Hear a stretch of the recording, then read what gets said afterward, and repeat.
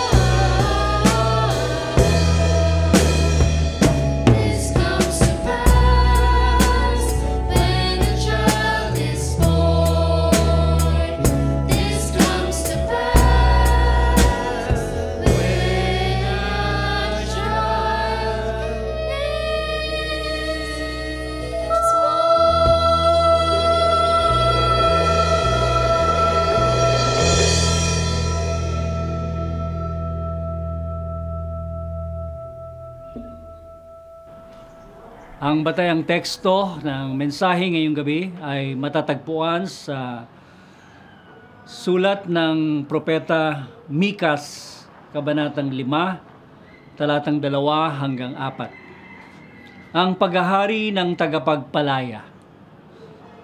Sinabi ni Yahweh, "Ngunit ikaw, Bethlehem, Ephrata, bagamat pinakamaliit ka sa mga angkan ng Huda, ay magmumula sa iyong angkan ang isang mamumuno sa Israel.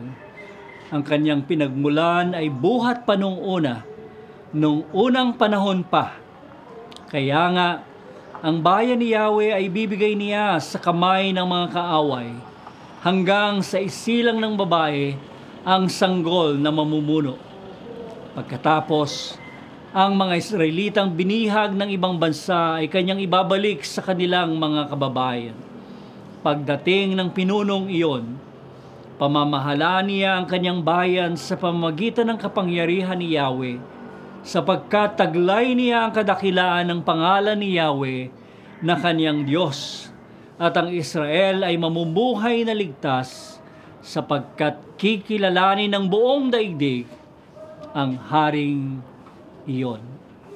Pinagpala tayo ng Diyos sa pagkabasa ng kanyang mga salita. Amen.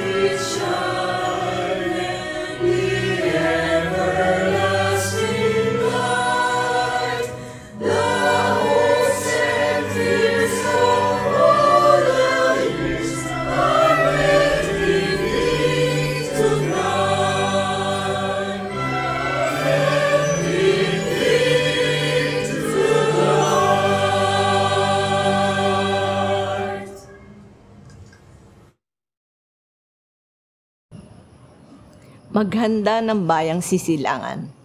Gaano ba dapat pahalagahan kung saan ka isisilang? Ang lugar kung saan ka ipapanganak ay ang magiging birthplace mo o tinibuang lupa. At ang lugar kung saan ka pinanganak at lumaki ay may impluwensya sa iyong pagkatao. Ito rin ang magpapatunay ng iyong nasyonalidad at pagiging mamamayan. Kailangan natin ng birthplace sa ating birth certificate, sa passport, sa ID at sa biodata kung kailangan natin. Kung may halaga kung saan tayo isisilang, mas pinahahalagahan ng Panginoon kung saan isisilang ang Mesyas na magliligtas sa sandaigdigan. Tayo po'y manalangin. Aming Ama, nagpapasalamat po kami sa gabing ito na kami nagsasama-sama upang sariwain muli ang nakaraan ng pagsilang ng iyong anak. Nawa po ay dali mo kami sa lugar kung saan siya isinilang at maging totoo sa bawat isa ang iyong anak na nagdala ng pag-ibig sa amin. Ito po ay ang dalangin sa pangalan ni Jesus. Amen. Ang propesiya.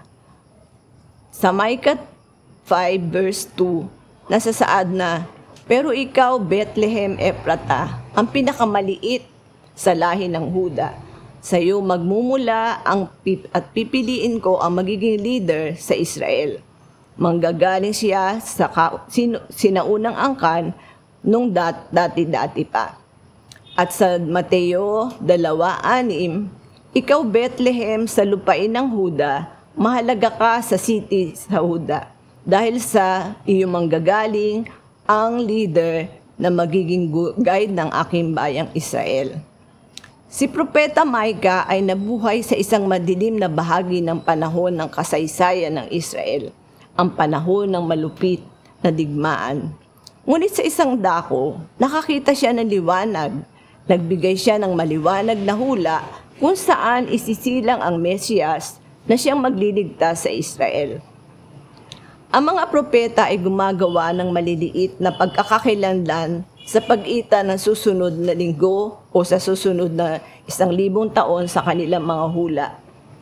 Kung makikita nyo ang isang bundok sa malayo, mahirap malaman kung ano ang pinakamataas, lalo na't ito ay kumpul-kumpul na bundok. Karaniwan, ang maliit na bundok sa harap ang parang mas mataas ang tuktok kaysa dun sa malayo na talagang mas mataas. Kaya nga lang, ito ay malayo. Si Micah at ang ibang propeta sa Lumang Tipan, ganoon din nila nakita ang hinaharap nila. Hindi nila matiyak kung kailan ito mangyayari, sa susunod bang linggo o sa 1,000 taon, na parang nakikita nila na ang hinaharap ay may limitasyong lalim ng pagpansin. Ang hula ni Micah sa kanyang aklat ay nasulat 750 taon bago isinilang ang Panginoong Jesus. So, ganun po katagal. Hindi niya alam kung kailan talaga dadating ang Panginoon. Ang lugar, ang Bethlehem. Ang Bethlehem, ang ibig sabihin ay house of bread, tahanan ng tinapay.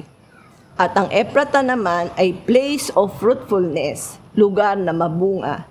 Tama-tama ito na ang pinag-anakan ni Jesus ay ang Bethlehem dahil dadating ang panahon na tatawagin siyang tinapay ng buhay. Ito ay matatagpuan sa 1:6:35. Alam niyo ba na dalawa ang Bethlehem sa Israel? Ang Bethlehem Ephrata ay nasa Huda, 8 kilometro timog ng Jerusalem, at 80 milya ang layo sa Nazaret. So yun po ang nilakbay ni Joseph at ni Mary, 80 milya po. Na alam natin na kagampan ni Mary, nakasakay lang siya sa asno at ganong paglalakbay ang ginawa nila. Ang pangalawang Bethlehem naman ay sa tribu ni Zebulun. 6 at 5 milya ang hilagang kanlura ng Nazaret. Ito ay tinatawag ding Bethlehem of Galilee o Bethlehem Soria. Bakit ba pinili ang Bethlehem? Ano ba ang meron sa Bethlehem? Ba't hindi na lang sa Jerusalem na isang syudad na popular o kaya ay sa palasyo? Ang Bethlehem ay isang kawili-wiling lugar. at mayaman sa kasaysayan ng Biblia, puno ng kwento ng mga taong kapansin-pansin. Una, ito ay siyudad ni Boaz, kung saan ang kwento ni Ruth ay nangyari. Alam natin na ang pamilyang ito ay magiging ninuno ng ating tagapagligtas. Pangalawa, dito rin pinanganak si Haring David. At kung saan matapos ang maraming taon, ay pinahiran siya dito ni Samuel ng langis at hinirang siya na hari. Pangatlo, dito rin ang lugar kung saan ipinanganak ni Raquel si Benjamin. Siya ang pinakamamahal ni Jacob, kaya lang ay namatay siya sa pagsisilang niya kay Benjamin. At dito rin siya nailibing. Ang isa pa sa mga hukom na unang panahon sa Israel na nagngangalang Ibsan ay mula rin sa Bethlehem. At ikalima, narito rin ang isang balon na nakapagpatid-uhaw kay David nung sila ay may digmaang nilalabanan. Ang Bethlehem ay pinakamaliit na angkan ng Huda. Walang nakakapansin. Isang bayang ito sa labas ng Jerusalem. Ngunit hindi pinili ng Diyos ang Jerusalem bilang bayan na sisilangan ng Mesiyas. Mahal na labis ng Diyos ang mundo, kaya pinili niya ang isang maliit at di kapansin-pansing bayan para maging lugar ng kapanganakan ni Jesus na siyang magbabago sa buong mundo. Ang Diyos ay tunay na nalulugod sa paggamit sa Bethlehem ng buhay. Ginagamit niya ang maliliit na bayan, tao, sa malalaking paraan. Pinapaalala ni Apostol Pablo sa atin na ang kapangyarihan ng Diyos ay ganap na ganap sa nakikita sa kaliitan. Walang sobrang maliit, walang hindi binigyan ng talento na ginagamit ng Diyos para matapos ang dakilang plano at gawain sa kanyang kaharian. Ayon kay Henry Black Baby, kung nararamdaman mong ikaw ay mahina, limitado at ordinaryo, ikaw ang pinakamabuting mahuhubog ng Diyos para magamit niya sa kanyang mga gawain. Nakita po natin na ang plano ng Diyos ay ayos na ayos, pati ang pagsisilangan ng ating Panginoon ay kanyang inayos, ang lahat ng mga taong dapat na gumanap doon ay naroroon.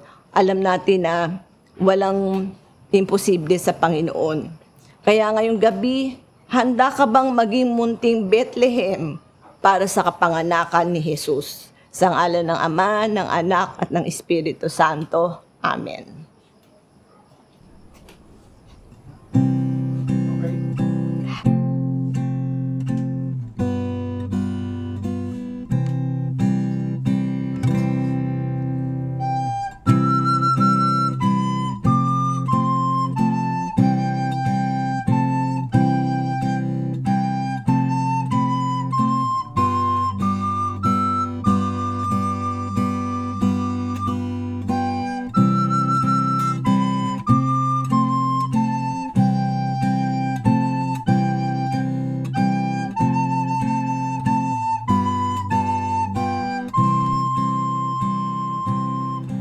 Tayo po ay manalangin.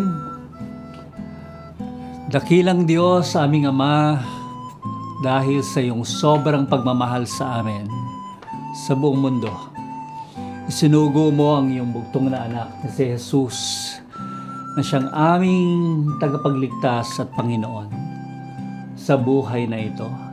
At dahil sa Kanya, nagkaroon kaming lahat ng pag-asa, ng kagalakan, ng kapayapaan, at ng pag-ibig na ipinadama po ninyo sa aming lahat. Tunay, Panginoon, na Ikaw ay sumilang kahit doon sa pinakamaliit na bayan ng Bethlehem, Ephrata, para maging pinuno ng iyong bayang Israel. Kapahayagan lamang ito, Panginoon, na kaya mong gumawa maging sa mga ordinaryong pangyayari. Kaya mong itaas ang isang pinuno maging sa hindi kilala at maliliit na bayan upang mamuno sa iyong bayang Israel. Nawa ang pamumuno ng aming Panginoong Hesus ay maganap sa buong mundo. Hindi lamang sa lupain ng mga Hudyo, kung hindi sa buong sanglibutan, sa mga hentil. Pinupuri ka namin, O Diyos, na wala kang pinipili, wala kang paborito, kundi ang lahat ay nais mong makakilala sa iyo at makaranas ng iyong pagliligtas. Salamat sa Kapaskuhan at ito ang dahilan kung bakit kami ay nagdiriwang. Higit pa sa maraming pagsasalu-saluhang pagkain, maraming regalong tatanggapin, mayroong kakayahang bumili ng maraming bagay. Ngunit higit sa lahat na ito, ang dahilan ng aming pagdiriwang ng Pasko, kayo ay dumating sa aming mga buhay. At nagkaroon kami ng layunin, ng direksyon, at ng pangarap na bigyan kayo ng kapurihan at karangalan sa lahat ng aming ginagawa. Pagpalain po ninyo ang mga paglilingkod ng inyong mga anak, ng inyong mga lingkod, O Diyos, saan man sila tinawag na mga profesyon, anuman ang mga hanap buhay at gawain, anuman ang paraan ng kanilang paglilingkod sa inyo. Nawa ito'y maging kagalakan at kanilang buong pusong ipagkaloob bilang pagpapahayag ng pagpapasalamat sa iyo na tumawag at pumili sa amin sa kabila ng hindi kami karapat-dapat. Pagpalain po ninyo, Panginoon, ang pagdiriwang namin ng Kapaskuhan na magpaalala tuwi na sa amin na kaming lahat ay binigyan po ninyo ng halaga upang sa inyo ay maranasan namin ang totoong pagmamahal at totoong pagmamalasakit. Sa iyo ang lahat ng pinakamataas na papuri, O Diyos, at pagsamba namin ngayon at magpakailanman. Sa pangalan ng aming Panginoong Hesus. Amen.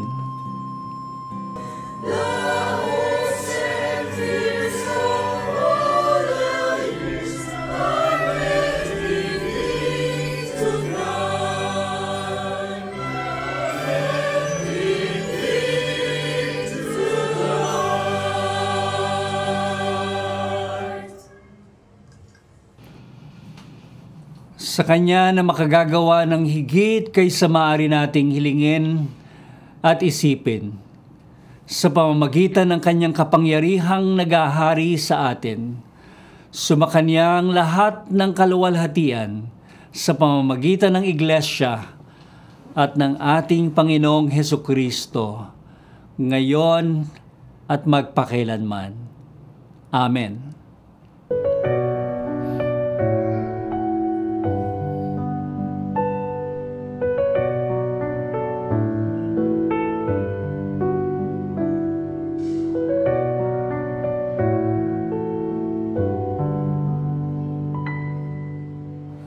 Magandang gabi pong lahat sa inyo na nakakasama natin sa online worship na ito. Bukas ng gabi, December 21, Thursday, meron pa ho tayong isang online worship. At sa ganun ding oras, alas 7 ng gabi, ito po ay sa title na Prepare a Bed for the King. At ang ating pong tagapagsalita ay ang kapatid na Linda Leongson.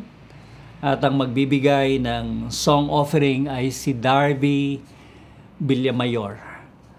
Maasa po kami na tayo magsasama-sama muli sa ating online worship bukas ng gabi. Salamat po muli at magandang gabi.